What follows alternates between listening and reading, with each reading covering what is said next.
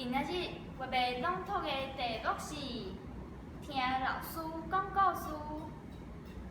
若是讲到阮老师讲古的工，不是无人有。藏细笑花讲历史，上爱甲阮讲故事，保证互恁听了袂拄久。有一道老师看阮上课细心，就讲要讲笑花甲阮补完去。一听到要讲笑花，阮全班目睭拢紧起来。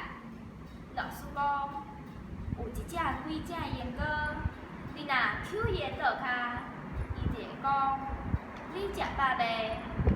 你若抽伊的只骹，伊就会讲你有闲无？有一天，一个囡仔真狡怪，挑故意甲伊的两只骹同齐抽落来。想要看伊会成功倒一句，结果因哥真生气，就甲伊应讲：夭寿哦，你食饱伤用啦！老师讲煞，阮大家笑甲险险仔老会害，所以阮上老师的课无人会拄，搁不时冲甲断倒啊！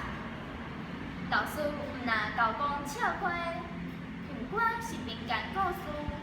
鬼仔故事，亦是历史故事，大家拢听甲耳仔啪啪啪，真正是好听，阁袂跳针。